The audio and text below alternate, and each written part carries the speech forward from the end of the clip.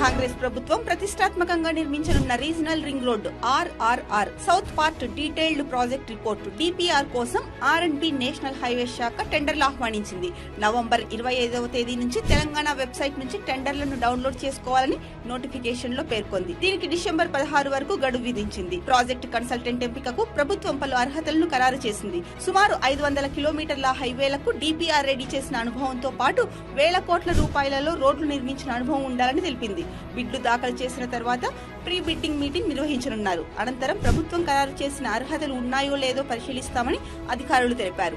North south 2 భాగాలుగా నిర్మిస్తున్న ఈ ప్రాజెక్టులో నార్త్ పార్ట్స్ కు ఇప్పటికే కేంద్ర ప్రభుత్వం నేషనల్ హైవేస్ హోదా ఇచ్చింది. ఉమ్మడి మెదక్ జిల్లాలోని సంగారెడ్డి నుంచి ప్రారంభమై రంగారెడ్డి జిల్లా చేవెళ్ల, శంకరపల్లి మీదుగా మహబూబ్ నగర్ లోని ఆమనగల్లు, కందుకూరు, ఇబ్రహీంపట్నం నుంచి నల్గొండ జిల్లా చౌటుప్పల్ వరకు మొత్తం 189 కిలోమీటర్ల విస్తీర్ణంలో RRR సౌత్ పార్ట్ ను నిర్మించనున్నారు. మొత్తం 8 రెవెన్యూ డివిజన్లు, 22 మండలాల మీదుగా సౌత్ పార్ట్ వెళ్లనుంది. ఈ ప్రాజెక్టును రాష్ట్ర ప్రభుత్వమే సొంతంగా నిర్మించాలని నిర్ణయించింది. ఈ విషయమై కేంద్రానికి లేఖ రాసింది. ఇందుకు సంబంధించి భూసేకరణ కోసం సంబంధిత జిల్లాల్లో అధికారులు సర్వే చేస్తున్నారు. 4000 ఎకరాల భూమి అవసరమని, భూసేకరణతో పాటు ప్రాజెక్టు నిర్మాణానికి సుమారు 18,000 కోట్ల రూపాయలు ఖర్చవుతుందని ప్రభుత్వం అంచనా వేస్తోంది.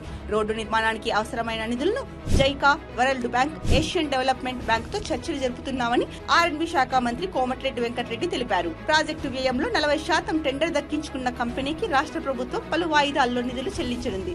భవిష్యత్తులో ఈ రోడ్ల నుంచి వచ్చే టోల్ ఆదాయాన్ని కంపెనీ, రాష్ట్ర ప్రభుత్వం తీసుకోనున్నాయి.